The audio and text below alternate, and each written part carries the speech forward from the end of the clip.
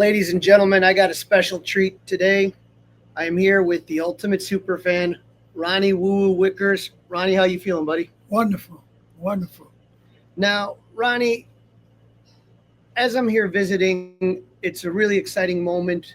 We're going to talk about it a little bit, but you are making your triumphant return to Wrigley Field. That's going to be coming up the 7th of September. Yes. And when I talk to you, you sound absolutely excited about it. Well, I'm looking forward to. I haven't been there since the last game of the season last year. I'm looking forward to get back out to Wrigley Field and see my fans, see the grass, and see the boys continue to play ball. And we're in it to win it. Now, let me ask you, Ronnie, you have been a Cubs fan. You're now a young 84 years old. I remember your 80th birthday party. You remember that? At, where was that? Was that a Cubby Bear? Cubby Bear. Remember Yeah. that was a good one. That was great. But, you're young 84, but you grew up not on the north side, on the south side. How did you end up becoming a Cubs fan? Well, at that time, I had a little teddy bear at home, and the Cubs was a bear. So I put them together and say, I'm a Cubs fan because that comes to the teddy bear. And so, was it your mom who took you to your first Cubs game? My grandmother. Your grandmother. Tell me about that first game. What do you remember from that? We were getting off the train, and they had it roped off. And then I went into the ballpark and right field, and you could see where they roped off there, where you couldn't go no farther. That one probably the last crowd that Wrigley Field ever had when that Jackie Robinson appeared at Wrigley Field. And what did that mean to you personally to see Jackie Robinson at Wrigley Field? Well, to see Jackie Robinson at Wrigley Field, and the way at that time, that generation, to see an African American ball player at Wrigley Field, it was some history made there, And I'm blessed that I had a chance to see it. Now, the wooing, Ronnie Woo Woo, that starts roughly in around 1958, 1959. Well, I always have been a small, skinny kid, and I make a lot of noise. But then I was in school one day, and somebody said, "Make all the noise you want." Whoa, whoa, whoa, whoa! I was so loud, and everybody laughed at me. But I was so rejoiced, and so it's something that stuck with me all these years. And so, take me back to the 1960s. And if you remember 69 and the bleacher bums out there, what were your memories? Because I've seen some pictures of you in the bleachers at that time. You were a young, handsome man. How much fun was it during that run in 1969? Oh, that was amazing. When Willie Smith hit that home run, and they won the ball game, and they got everybody going because Cubs fans were coming, hoping, wishing we had a good team. And that 69 Cubs was a darling. It was good for Chicago, and we just wondered for the Cubs fans, In that era, back then and there, it was just amazing. People come out just to see the Cubs, And Jack Breakout was calling the games back then. It was just amazing that to see that in the 60s, 50s and 60s, to live that down. And that's where the Cubs really took off after that 69 season.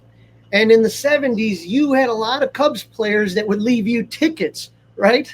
Yeah, back in the 70s, guys would leave me tickets. I said, well, I didn't have the money to get into the ballpark.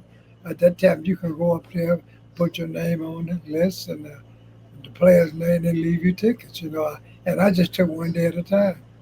And now they said, I want to hear you now. And I would cheer them on. I got so loud, Some accepted it, some didn't accept it, but that was me. I wanted love. I wanted the Cubs to know that I was backing them up. And then the crowd got behind me, and it was so loud. At that time, I don't think some of the fans weren't ready for the way I was handling things at the ballpark because I was so loud. I was so rejoiced, too glad to cheer the Cubs and let the Cubs know that we're the 10th man. Now you see these days, they put signs up, make noise, make noise. Back then, we didn't have to do that. I was a noise maker. And I just something that just took off and had a lot of fun with it. And people look forward to see me at the ball game, take pictures, sign autograph, and I just enjoy life for the love of game and for the love of baseball. One thing about baseball, it brings people together. It brings no matter what you're going on in with your life, but you come up to the ballpark, special, beautiful Wrigley Field, and have a good time. Now, I got to say, for me as a kid going to the ballpark in the early 1980s, and when Harry Carey first comes, I remember seeing you in the ballpark. I said, who's that guy cheering so loud? And Harry Carey called you leather lungs. When was the first time you realized that Harry was talking about you? Because I was so loud, you could hear me from right field to left field, all over the ballpark. Because it would carry. And did I just got loud. I want the Cubs to know that I was behind them. I would cheer for them. And some of the players get a kick out of me cheering. But I took it to another level. When I say woo woo, cause woo woo mean win win. I want the Cubs to win. Leody Rose and all them guys back then in there, Ernie Banks, Kessler, Fergie, the whole game. That was just a part of me. And a part of me as a Cub fan. Before they had all these mascot signs on that they make noise, just like that, I was a noise maker. And I took it to a higher level. Now, let me ask you, you had a special relation with Buck O'Neill, and Buck O'Neill was obviously the coach of the Kansas City Monarchs. And when baseball integrated, he became an advisor, and then later on became the first African American coach in baseball. Tell me about your relationship with Buck O'Neill. Well, I used to go in the front office. He worked at the front office. I used to go there and talk to him all the time. He said, I want to hear you today, Ronnie. He said, well, be proud. I said, sure, we want these Cubs to win. Sure. He said, be proud, be proud. And I was like that. So it was just, he was my mentor for the love of the game. He said, one thing you do, you promoting the Cubs and you promoting baseball. Because back then, we didn't have the TV like we got in cable like we got now. It's all different now. But back then, my voice was the voice for the fans. I was for the fans, and the players knew I was behind them all the way. And they get a thrill to hear my voice when they up to bat or what's going on, or they make a good play. It make them feel good. So it was just that I just took it to a higher level. And I love baseball. Buck told me, you go out there and you cheer for them Cubs. And you wear your uniform and be proud. Be proud. And I always remember that Buck said, you go through life, it don't cost nothing to be nice. And I always remember Buck telling me that. When do you remember fans really starting to recognize you, like asking for pictures and all of that stuff? When do you really kind of feel like that took off? Well, in 1968 and 69, I was loud. And people would come up to me because I would go, Cub, oh, Cub, oh, Cub, oh, Cub, oh, Cub, oh, Cub, oh, Cub, oh, Cub, oh, and I wouldn't stop. I would go 15 or 20 minutes, and I would draw the people towards me. I said, I want the Cubs to win. When they win, they knew I was happy. And I showed it with my cheering for them at the ball game. It's just amazing. I didn't plan this to happen like this. I just want the Cubs to win. I just want the Cubs to know I'm behind them then, and I'm still behind them now. And that's the funny thing. I remember just seeing you everywhere. It was everywhere, like when Theo got announced, when Dusty Baker got let go. You gave him a big hug. And I'm just saying to myself, there's only one fan base. Would a fan be able to give the manager a hug after he got fired? Dusty meant a lot to you, didn't he? Dusty was a good mentor to me. He always told me, he always told me, I wish I had fans like you in San Francisco because you really get the crowd going. I said, Dusty, I'm doing it for the love of the game. He said, just keep it up. And you've been at so many, again, Cubs conventions and other things. And when you go to Cubs conventions, the players recognize you right away. Old, young. Which players kind of, obviously you had the 60s guys growing up, but which players did you like later on that really meant a lot to you, that kind of always were very kind to you? Well, Bill Buckner was nice to me. Bill Buckner, and Manny Trio and Jerry Morales, and Steve Trout, the '84 team. It's just been a part of my life. When people come to Chicago, they look forward to seeing me. When Pittsburgh Pirates come to town, I greet the bus, and they look forward to Willie Starter, Dave Parker, Madison again, John Carolero. They all look forward to seeing me. When Cincinnati came in town, Rose, Bench, Perez, all them guys came in, Sparky and them. They look forward to see me. When they come to Chicago, they knew I was there. And they knew they was going to hear me. No matter where they were sitting in the dugout or in the stand, they knew I was a part of them. And I support the Cubs. There's so many people. Rose told me one time, how can you cheer so loud? I could hear you all the way to Cincinnati sometime. Pete Rose. And you got to do something that every Cub fan dreams of. You got to sing the seventh inning stretch. Now, I'm not even going to ask if you were nervous because I don't think you were nervous at all. I thought you were excited.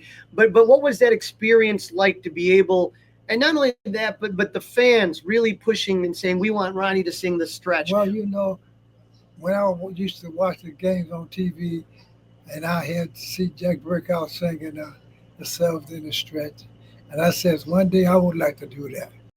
And Jack Brickout said, keep it up, kid, you be okay. Brickout called me the kid. And so I always remember that. He said, you go through life, you support those Cubs, you'll be fine. And I always remember that, though.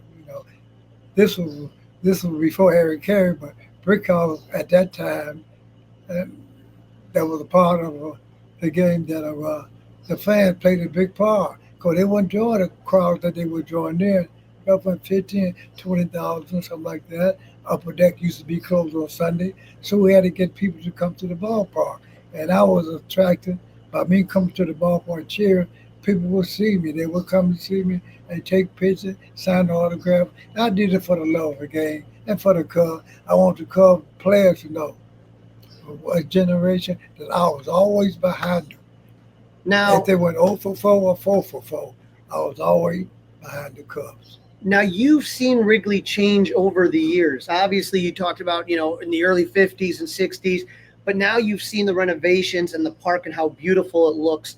What does that mean to you, seeing Wrigley change over the years? And when you look at the park now, does it look as beautiful as it always has? What again? One thing they do, they got the vines, and they keep the vines up.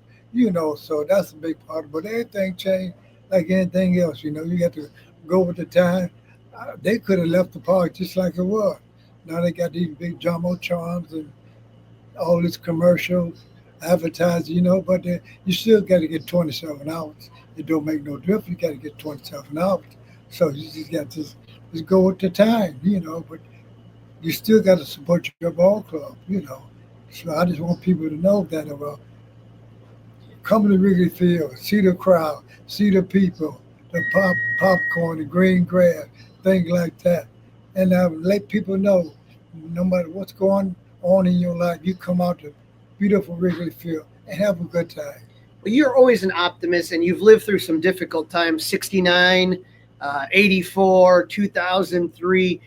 And all of a sudden in 2016, when the Cubs make their run, and we were all wondering, is this it? Is this the moment? Where were you and what were you doing when the Cubs won the World Series? I was, when the Cubs won the World Series, I had a chance to go to Cleveland, but I wanted to be in the city. I was at the Holiday Club up on Sheridan Road. I watched that final game I did in there. And when they won, it's just magic. It's just something that I'll never forget. That was unbelievable. The parade was phenomenal. And so, Ronnie, again, you've been going strong for so long, but this year you've had some health setbacks, and people obviously were concerned about you. And we put it obviously on social media that they could write you letters and send you gifts. How do you feel as far as just seeing what the fans, the outpouring of love and support for you as you're going through some of these health struggles? Well, it's been wonderful. The fans, people send me cards, get well cards, and let you know you go through life. It don't cost nothing to be nice. I try to be nice to all the fans, sign autographs, take pictures, and boost them up. don't look back, because it's like a home run ball. Yesterday gone and won't be back. But it's now, and what it is now, I'm shut in now, but I'll get back out there on the 7th and take it from there and continue to go to more ball games. So 2004, the last game of the season in 2024. I'm sorry, in 2024, last game of the season. That was the last time you were at Wrigley Field. I saw you at Cubs convention, and that's when you started to have some trouble. But now this is just this whole season. We're almost into September. You haven't been to a game, and you are going to be going on September 7th, Sunday. And when you found out that you were going to be going, that there's going to be some arrangements made to make sure that you're there and that you're okay. What went through your head when they finally told you you're going back to Wrigley Field in 2025? Well, it just a cloud came over my head. It just said, thank you. I always like coming to Wrigley Field. To go back there on the 7th, it'd be an honor to get back to Wrigley Field and see the Vine, see my fans, and see everybody, the media, and just cheer on the Cubs, and we get to this World Series. Yeah, and hopefully they do. Is there something in particular that you're going to be looking for when you go to that game? Is there going to be kind of just that feeling that you overcame so much this year and you're finally back where you're happiest? Well, I feel that me going up back to Wrigley Field for the first time this year, it's amazing. And God is good. He knows how much I care for the Cubs and how much I want them to win, and for the fans to come out and support me and see me. And I do it for the love of the game and for the fans, because without the fans, the ball players wouldn't be nothing. You should never forget the fans. And I try to draw fans to the ballpark. And it's just amazing how me going through what I'm going through now, I'm finally getting back out to Wrigley Field and go see the fans and see some green grass, maybe eat a hot dog and be happy. And thank God that I'm back at the Wrigley. Well, Ronnie, you truly have defined what it means to be a super fan, and there's been legions of people that just you've made them smile, and you talk about just being kind, but that's the thing. It's just making people smile, making people laugh, and it's about having fun, and I think sometimes that gets forgotten is that in this crazy world where we can't control anything, you can just go to a ballpark and it doesn't matter. Just be friendly with everyone, be nice with everybody, cheer on the Cubs and hope that they win. And so, really I can just only speak of myself, but I've gotten tons of contacts from people that have said, please give Ronnie our best. We love him. People that have sent all this great stuff here. You've meant a lot to a lot of Cub fans. And I think, the fact that you being there on September 7th it's going to be very emotional for a lot of people. And I think it's going to be extremely emotional for you as well. It'll be emotional, but it'll be happy. It'll be joy. I'm back at Wrigley Field where I've been for so many years. And to go back there on the 7th is just a blessing to be back at Wrigley Field and cheer on these Cubs and get this world championship. We got 31 games left, whatever, we got a chance to make it. We're in it to win it. And Ronnie, when all is said and done and all of us have our time, we just, had the untimely passing of Ryne Sandberg and all this stuff. But at the end of the day, what would you say you want people to remember most about you? It don't cost nothing to be nice. When you're right, you sleep at night. Be kind to everybody, lift them up, and let them know that you care.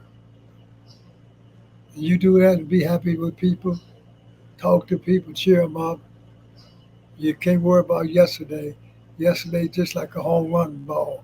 You're going and won't be back. So enjoy your life, and love the people, and lift everybody up, and don't hold no grudges. Ronnie, again, from the bottom of my heart, from so many Cub fans, thank you so much for taking a few minutes to talk to us. Well, thanks for having me. Thanks for all the fans for my letter to come to send me to the nursing home and blessing, things like that, and all the cards. I want to thank everybody that I care and I love them. And we got to get these Cubs back to another championship. Go Cubs. Go Cubs. Oh, Cubs. Oh, Cubs. Oh, Cubs. Oh, Cubs. Oh, Cubs. Oh, Cubs. Oh, Cubs win. Whoa, whoa, whoa, whoa. Me and you and your buddy, Ronnie Woo. Woo Woo mean win, win.